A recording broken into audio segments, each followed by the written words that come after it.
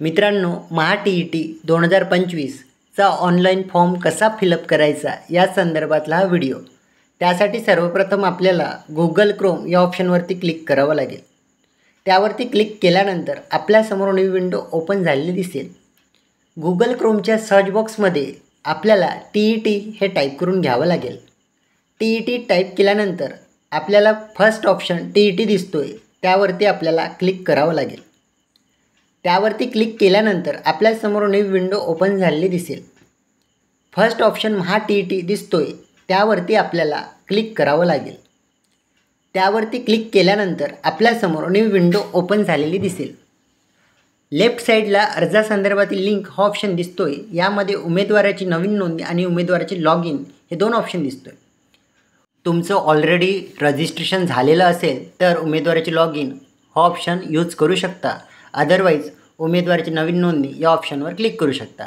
माझं first time registration असल्यामुळे मी उमेदवाराची नवीन नोंदणी या ऑप्शनवर क्लिक करत आहे.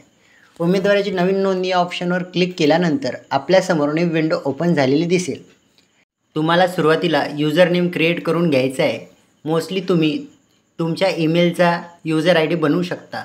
त्यानंतर मित्रांनो, तुम्हाला इथे पासवर्ड हा ऑप्शन दिसतोय. यामध्ये तुम्हाला तुमचा पासवर्ड सेट करून घ्यायचा आहे. पासवर्ड सेट करताना मित्रांनो, नंबर आणि लेटरचं कॉम्बिनेशन करून घ्यायचं आहे. मी pass@123 हा पासवर्ड सेट करून घेत आहे आणि मोस्टली मित्रांनो हाच पासवर्ड तुम्ही सेट करा. त्यानंतर मित्रांनो, मी माझा पासवर्ड सेट केला आहे. पासवर्ड सेट केल्यानंतर मित्रांनो, तुम्हाला बाजूला पासवर्ड कन्फर्मेशनचा डायलॉग बॉक्स दिसेल. यामध्ये तुम्हाला तुमचा पासवर्ड कन्फर्म करून घ्यायचा आहे. मी माझा जो काही पासवर्ड दिला आहे तो येथे पासवर्ड कन्फर्म करत आहे. मित्रांनो, पासवर्ड कन्फर्म केल्यानंतर उमेदवाराचे नाव माध्यमिक शालांत प्रमाणपत्राप्रमाणे SSC candidate name as per SSC certificate. म्हणजेच काय, तुम्हाला जी काही माहिती फिलअप करायची आहे 10वीच्या मार्कशीटप्रमाणे फिलअप करायची आहे. तुम्हाला फर्स्ट नेम विचारेल. इथे मित्रांनो तुमच्या मार्कशीटप्रमाणे फर्स्ट नेम इथे उमेदवाराचं टाकून घ्यायचं आहे. मी माझं फर्स्ट नेम टाकून घेत आहे. फर्स्ट नेम टाकून घेतल्यानंतर तुम्हाला मार्कशीटप्रमाणे मिडल नेम इथे टाईप करून घ्यायचं आहे. मी माझं मिडल नेम इथे टाईप करून घेत आहे. त्यानंतर बाजूला तुम्हाला सरनेम विचारेल. येथे तुम्हाला तुमचं सरनेम म्हणजेच उमेदवाराचं इथे टाकून घ्यायचं आहे. त्यानंतर आपल्याला रुलरच्या साहाय्याने खाली यायचं आहे. रुलरच्या साहाय्याने खाली आल्यानंतर तुम्हाला ईमेल आणि मोबाईल क्रमांक पडताळणी म्हणजेच काय, email and mobile number verification विचारेल. यामध्ये तुमचा मोबाईल नंबर येथे टाकून घ्यायचा आहे. मी माझा मोबाईल नंबर येथे टाकून घेत आहे. मित्रांनो, मोबाईल नंबर टाकून घेतल्यानंतर तुम्हाला ईमेल आय डी विचारेल. तुम्हाला तुमची इथे ईमेल आय डी टाकून घ्यायची आहे. मी माझी ईमेल आय डी टाकून घेत आहे. मित्रांनो, ईमेल आय डी टाकून घेतल्यानंतर राईट साईडला ब्ल्यू कलरची विंडो दिसेल. यामध्ये OTP पाठवा आणि सेंड OTP हा ऑप्शन दिसतोय. मित्रांनो, मी सेंड OTP या ऑप्शनवरती क्लिक करत आहे. या ऑप्शनवर क्लिक केल्यानंतर तुमच्या रजिस्टर्ड मोबाईलवर एक OTP गेलेला असेल, तो तुमच्या मोबाईलचा OTP येथे टाकून घ्यायचा आहे. माझ्या मोबाईलवर जो काही OTP आलेला असेल तो OTP मी येथे टाकून घेत आहे. मित्रांनो, OTP टाकून घेतल्यानंतर तुम्हाला न्यू रजिस्ट्रेशन या ऑप्शनवरती क्लिक करायचं आहे. न्यू रजिस्ट्रेशन या ऑप्शनवरती क्लिक केल्यानंतर मित्रांनो, आपल्यासमोर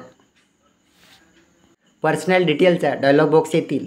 तुम्हाला जर का याचा फोटो काढायचा असेल तर फोटो काढू शकता. अदरवाईज लॉग इन या ऑप्शनवरती क्लिक करून पुढे जाऊ शकता. मित्रांनो, लॉग इन या ऑप्शनवर क्लिक केल्यानंतर आपल्यासमोर न्यू विंडो ओपन झालेली दिसेल. ती आपली लॉग इनची असेल. लॉग इन केल्यानंतर तुमच्यासमोर लॉग इनची न्यू विंडो ओपन झालेली दिसेल. यामध्ये तुम्हाला तुमचा युजर नेम विचारेल. तुम्हाला तुमचा जो काही युजर नेम असेल येथे टाकून घ्यायचा आहे. मी माझं युजर नेम इथे टाकून घेत आहे. युजर नेम टाकून घेतल्यानंतर तुम्हाला तुमचा पासवर्ड विचारेल. तुम्हाला तुमचा इथे पासवर्ड टाकून घ्यायचा आहे. पासवर्ड टाकून घेतल्यानंतर इंटर कॅप्चा हेअरमध्ये वरचा जो काही कॅप्चा असेल तो व्यवस्थित तुम्हाला टाकून घ्यायचा आहे. मी माझा कॅप्चा येथे व्यवस्थित टाकून घेत आहे. कॅप्चा टाकून घेतल्यानंतर मित्रांनो, तुमच्यासमोर लॉग इन हे ऑप्शन दिसतील. त्यावरती तुम्हाला क्लिक करायचं आहे. मित्रांनो, लॉग इन केल्यानंतर तुमच्यासमोर न्यू विंडो ओपन झालेली दिसेल. न्यू विंडो ओपन झाल्यानंतर आपल्यासमोर मुखपृष्ठ ऑप्शन दिसतो. यामध्ये तुम्हाला 4 ऑप्शन दिसतं आहे. अर्जावरील माहिती भरा, परीक्षा फी भरा, अर्ज डाउनलोड करा, आक्षेप नोंदवा. मला अर्ज फिलअप करायचा असल्यामुळे मी फर्स्ट ऑप्शन अर्जावरील माहिती भरा हा ऑप्शन चूज करत आहे. हा ऑप्शन निवडल्यानंतर आपल्यासमोर न्यू विंडो ओपन झालेली दिसेल. यामध्ये मित्रांनो फर्स्ट ऑप्शन पर्सनल इन्फॉर्मेशन तुम्हाला विचारेल. इथे तुम्हाला तुमची पर्सनल इन्फॉर्मेशन फिलअप करायची आहे. मित्रांनो आपल्याला रजिस्ट्रेशनच्या वेळेस जे काही माहिती फिलअप करायची होती ती आपण केली होती. मित्रांनो तुम्हाला मदर नेम विचारेल तर तुम्हाला तुमच्या आईचे नाव येथे टाकून घ्यायचे आहे. मी माझ्या आईचे नाव येथे टाकून घेत आहे. मित्रांनो आईचे नाव टाकून घेतल्यानंतर तुम्हाला नावात बदल असल्यास हा ऑप्शन दिसतो आहे. तुमच्या जर नावात बदल असेल ॲज करायचं आहे, अदरवाईज नो या ऑप्शनवरती क्लिक करायचं आहे. माझ्या नावात कुठलाही बदल नसल्यामुळे मी नो या ऑप्शनवरती क्लिक करत आहे. नो या ऑप्शनवरती क्लिक केल्यानंतर तुम्हाला उमेदवाराची अतिरिक्त माहिती विचारेल. यामध्ये मित्रांनो तुम्हाला ईमेल ID, मोबाईल नंबर रजिस्ट्रेशनच्या वेळेस फिलअप करून घेतली होती त्यामुळे ते तुम्हाला जशाने तसे ठेवायचे आहे. तुम्हाला बाजूला डेट ऑफ बर्थ विचारेल. तुम्हाला तुमची डेट ऑफ बर्थ येथे निवडून घ्यायची आहे. त्यासाठी आपल्याला डेट ऑफ बर्थच्या मधोमध क्लिक करावं लागेल. मित्रांनो मधोमध क्लिक केल्यानंतर आपल्यासमोर न्यू विंडो ओपन झालेली दिसेल. यामध्ये मित्रांनो आपल्याला मंथवर क्लिक करावं लागेल आणि तुमचा जो काही बर्थ मंथ असेल तो इथून चूज करून घ्यायचा आहे. मंथ चूज करून घेतल्यानंतर बाजूला तुमचा जन्माचं वर्ष इथून सिलेक्ट करून घ्यायचं आहे. मी माझं जन्मवर्ष इथून सिलेक्ट करून घेत आहे. जन्मवर्ष सिलेक्ट करून घेतल्यानंतर तुमचा जन्म कुठल्या तारखेला झाला आहे ती तारीख इथून निवडून घ्यायची आहे. त्यानंतर आपल्याला रुलरच्या सहाय्याने खाली जायचं आहे. रुलरच्या सहाय्याने खाली आल्यानंतर मित्रांनो तुम्हाला आधार नंबर येथे टाकून घ्यायचा आहे. मी माझा आधार नंबर येथे व्यवस्थित टाकून घेत आहे. मित्रांनो तुमचा आधार नंबर येथे टाकून घेतल्यानंतर बाजूला आधार इन्व्हॉर्मेंट ID हा ऑप्शन दिसतो आहे. जर का तुमच्याकडे आधार नसेल आणि आधार अपडेट केलं असेल तर तुम्ही इथे इन्व्हॉर्मेंट नंबर टाकू शकता. त्यानंतर बाजूला तुम्हाला जेंडर हा ऑप्शन दिसतो आहे. यामधून तुमचं जेंडर इथून सिलेक्ट करून घ्यायचं आहे. त्यासाठी तुम्हाला सिलेक्ट या ऑप्शनवरती क्लिक करायचं आहे. तुम्ही मेल असेल तर मेल, फिमेल असेल तर फिमेल आणि ट्रान्सजेंडर असेल तर ट्रान्सजेंडर या ऑप्शनवर तुम्ही क्लिक करू शकता. त्यानंतर मित्रांनो जेंडर सिलेक्ट केल्यानंतर आपल्याला खाली उमेदवाराच्या जात प्रवर्गाची माहिती फिलअप करायची आहे. जात प्रवर्ग म्हणजेच कास्ट कॅटेगरीमधून तुम्ही ज्या कास्टमधून बिलॉंग करत आहे ती कास्ट इथून निवडून घ्यायची आहे. मी NTB या कास्टमधून बिलॉंग करत असल्यामुळे मी NTB या ऑप्शनवर क्लिक करत आहे. त्यानंतर तुम्हाला कास्ट सर्टिफिकेट नंबर विचारेल. येथे मित्रांनो तुम्हाला तुमच्या कास्ट सर्टिफिकेटचा नंबर येथे टाईप करून घ्यायचा आहे, म्हणजेच टाकायचा आहे. कास्ट सर्टिफिकेट नंबर टाईप केल्यानंतर बाजूला मित्रांनो कास्ट सर्टिफिकेट डेट विचारेल. तुमच्या कास्ट सर्टिफिकेटवर जे कास्ट इश्यूड डेट असेल ते इथून सिलेक्ट करून घ्यायचे आहे. त्यासाठी तुम्हाला कास्ट सर्टिफिकेट डेटच्या मधोमध क्लिक करावं लागेल आणि इश्यू मंथ येथून सिलेक्ट करून घ्यावं लागेल. इश्यू मंथ सिलेक्ट केल्यानंतर तुम्हाला इश्यू इयर सिलेक्ट करून घ्यावं लागेल. मी येथून caste certificate issue year select करून घेत आहे. Caste certificate issue year select करून घेतल्यानंतर तुम्ही ज्या तारखेला कास्ट इश्यू केली ती तारीख येथून सिलेक्ट करून घ्यायचं आहे. त्यानंतर आपल्याला रुलरच्या सहाय्याने खाली यायचं आहे. रुलरच्या सहाय्याने खाली आल्यानंतर राईट साईडला सेव्ह अँड नेक्स्ट हा ऑप्शन दिसतो आहे. त्यावरती क्लिक करून आपल्याला पुढे जायचं आहे. सेव्ह अँड नेक्स्ट करून पर्सनल इन्फॉर्मेशन फिलअप केल्यानंतर आपल्यासमोर ॲड्रेस इन्फॉर्मेशन हा डायलॉग बॉक्स दिसेल. यामध्ये तुम्हाला तुमचा ॲड्रेस फिलअप करून घ्यायचा आहे. परमनंट ॲड्रेसमध्ये तुमचा जो काही परमनंट ॲड्रेस असेल तो येथे टाकून घ्यायचा आहे. त्यानंतर आपल्याला आपला परमनंट ॲड्रेस येथे टाकून घ्यायचा आहे.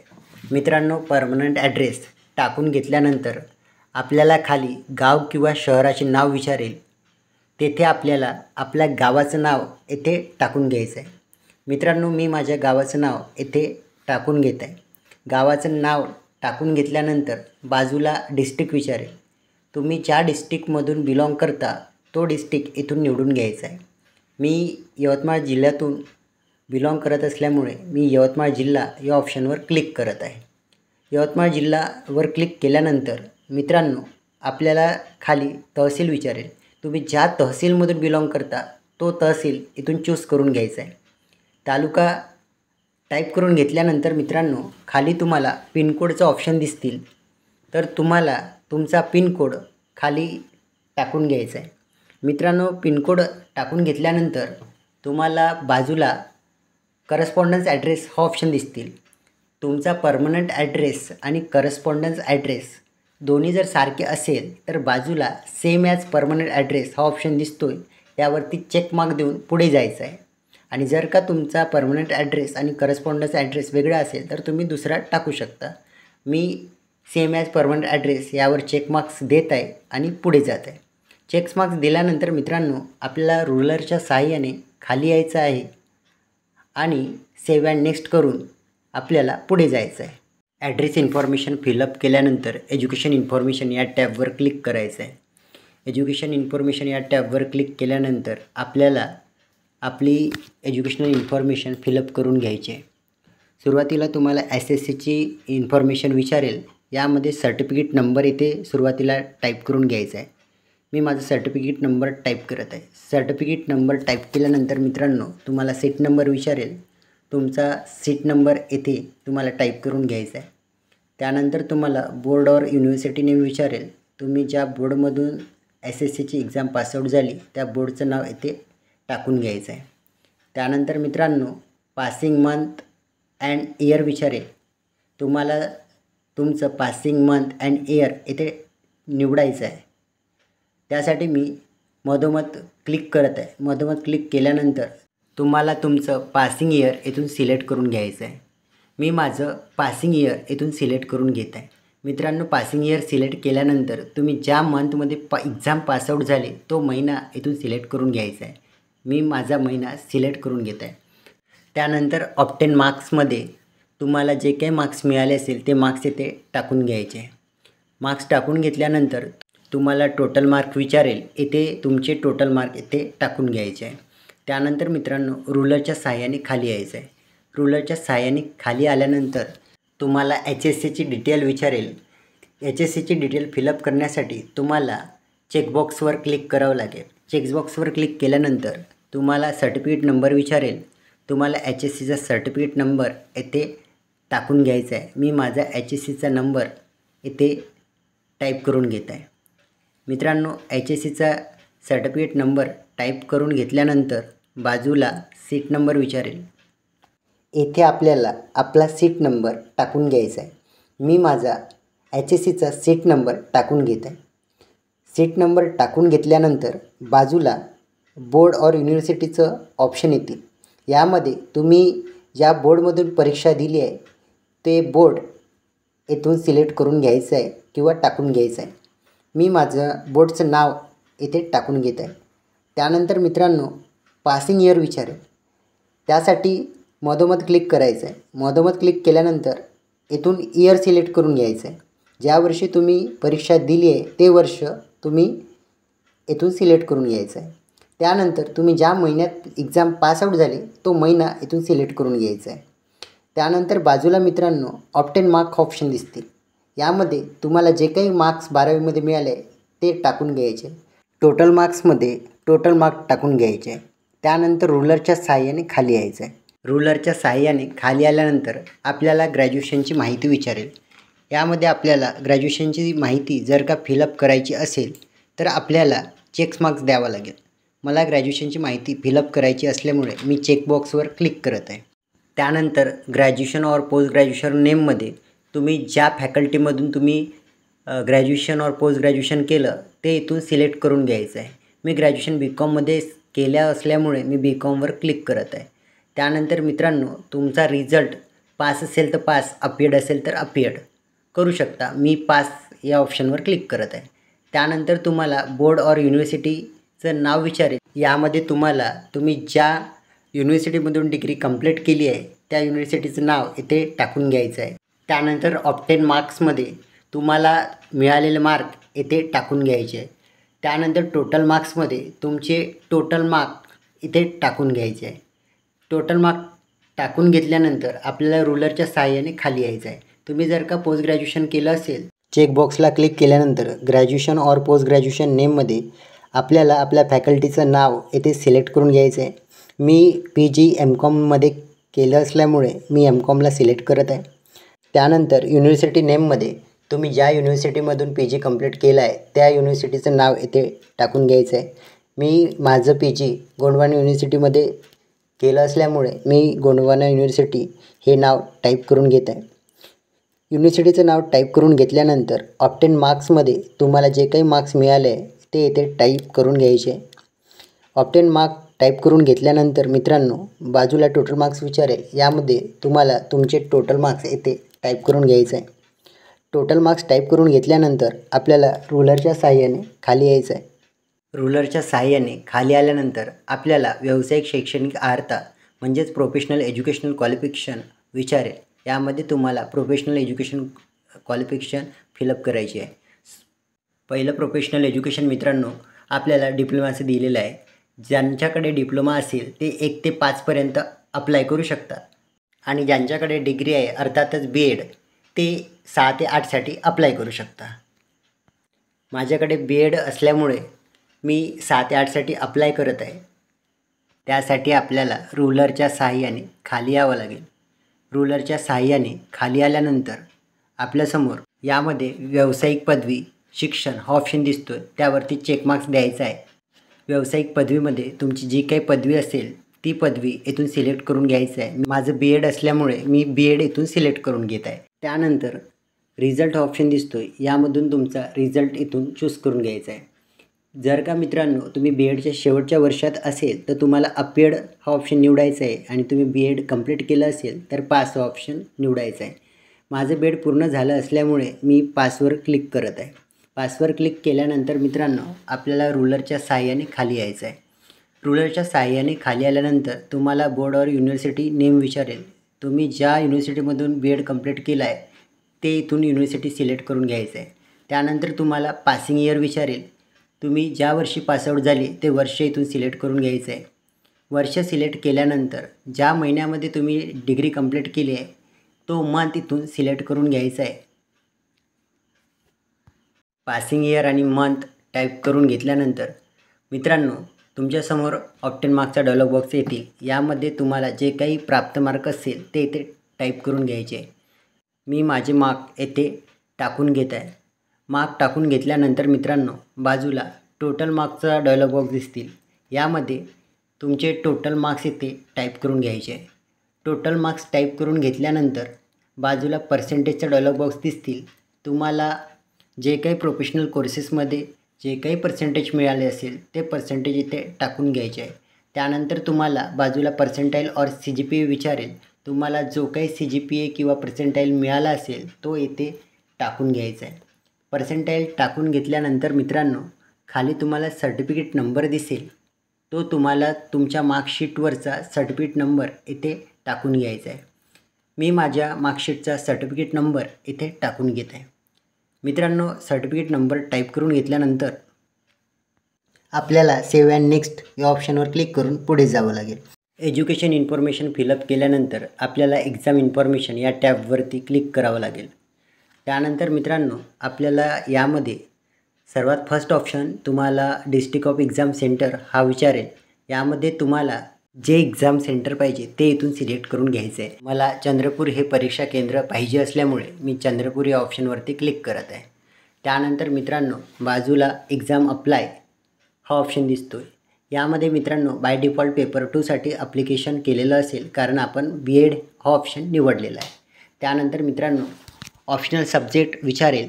तुम्हाला ऑप्शनल सब्जेक्ट मॅथ अँड सायन्समध्ये जर द्यायचं असेल तर मॅथ अँड सायन्स क्लिक करू शकता. अदरवाईज सोशल सायन्स हा ऑप्शन सिलेक्ट करू शकता. मी सोशल सायन्ससाठी अप्लाय करत आहे. त्यानंतर मित्रांनो राईट साईडला परीक्षेचे माध्यम म्हणजेच एक्झाम मीडियम विचारेल. तुम्हाला ज्या मीडियममध्ये पेपर द्यायचा आहे तो मीडियम इथून सिलेक्ट करून घ्यायचा आहे. मला मराठी मीडियममध्ये पेपर द्यायचा असल्यामुळे मी मराठी हा ऑप्शन सिलेक्ट करत आहे. त्यानंतर मित्रांनो आपल्याला रुलरच्या साहाय्याने खाली यायचं आहे. रुलरच्या साहाय्याने खाली आल्यानंतर उमेदवार महाराष्ट्र राज्याचा रहिवासी आहे का असल्यास एस करा, अदरवाईज नो करा. मी याच या ऑप्शनवरती क्लिक करत आहे. त्यानंतर भाषाविषयी येतील. First language Marathi by default select राहतील. त्यानंतर सेकंड लँग्वेज जे इंग्लिश आहे ते पण आपल्याला ती घ्यावीच लागते. त्यानंतर मित्रांनो आपल्याला रुलरच्या सहाय्याने खाली यायचं आहे. रुलरच्या सहाय्याने खाली आल्यानंतर आपल्याला दिव्यांगत्वाची माहिती डिसेबिलिटी इन्फॉर्मेशन विचारेल. तुम्ही जर अपंग असल्यास एस करा, अदरवाईज नो करा. मी नो या ऑप्शनवरती क्लिक करत आहे. त्यानंतर एक्स सर्व्हिसमॅन हा ऑप्शन येतील. आपण स्वतः माजी सैनिक आहात का असल्यास एस करा, अदरवाईज नो करा. मी नो या ऑप्शनवरती क्लिक करत आहे. त्यानंतर आपण शहीद सैनिकांच्या पत्नी किंवा त्यांचे कुटुंबीय आहात का असल्यास एस करा, अदरवाईज नो करा. मी नो या ऑप्शनवरती क्लिक करत आहे आणि पुढे जात आहे. त्यानंतर मित्रांनो आपल्याला रुलरच्या सहाय्याने खाली यायचं आहे. परीक्षेत गैरप्रकार. मित्रांनो मी WWMSC पुणे इन या वेबसाईटमधील महाटेट 2018 व महाटेट 2019 परीक्षेमधील गैरप्रकारात आढळलेल्या उमेदवारांची यादी स्वतः वाचून तपासलेली आहे व त्या यादीत माझ्या नावाचा समावेश नाही याचे पुष्टीकरण मी करत आहे. मी येथे करीत असलेले पुष्टीकरण खोटे आढळून आल्यास त्याबाबत होणाऱ्या नुकसानीस कारवाईस मी स्वतः जबाबदार असेल. मित्रांनो हे व्यवस्थित एकदा वाचून घ्यायचं आहे आणि चेकमार्क्स द्यायचा आहे आणि रुलरच्या सहाय्याने आपल्याला खाली यायचं आहे. रुलरच्या सहाय्याने खाली आल्यानंतर तुम्हाला जुळ्या भावंडाविषयी माहिती विचारेल. उमेदवाराला जुळा भाऊ किंवा बहीण असल्यास एस करा, अदरवाईज नो करा. मी नो या ऑप्शनवरती क्लिक करत आहे. त्यानंतर मित्रांनो आपल्याला रुलरच्या सहाय्याने खाली यायचं आहे. फोटो आयडेंटिफिकेशन नंबरमध्ये तुम्हाला आयडेंटिटी प्रूफ द्यायचं आहे. तुम्हाला जे आयडेंटिटी प्रूफ द्यायचं आहे ते इथून सिलेक्ट करून घ्यायचं आहे. मला आधार कार्ड द्यायचं असल्यामुळे मी आधार कार्ड या ऑप्शनवर क्लिक करत आहे. त्यानंतर बाजूला तुम्हाला आयडेंटिटी कार्ड नंबर विचारेल. इथे तुम्हाला तुमचा आधार कार्ड नंबर येथे टाकून घ्यायचा आहे. मी माझा आधार कार्ड नंबर येथे टाकून घेत आहे. त्यानंतर बाजूला ब्ल्यू कलरची विंडो दिसत आहे. त्यामध्ये सेव्ह अँड नेक्स्ट हा ऑप्शन दिसतो आहे. त्यावरती क्लिक करून आपल्याला पुढे जायचं आहे. एक्झाम इन्फॉर्मेशन हा टॅब फिलअप केल्यानंतर आपल्यासमोर अपलोड डॉक्युमेंट हा टॅब दिसतील. त्यावरती आपल्याला क्लिक करायचं आहे आणि रुलरच्या सहाय्याने खाली यायचं आहे. मित्रांनो रुलरच्या सहाय्याने खाली आल्यानंतर आपल्यासमोर अपलोड डॉक्युमेंटची न्यू विंडो ओपन झालेली दिसेल. सुरुवातीला आपल्याला फोटो अपलोड करायचा आहे. त्यासाठी अपलोडवर क्लिक करायचं आहे. अपलोडवर क्लिक केल्यानंतर आपल्यासमोर न्यू विंडो ओपन झालेली दिसेल.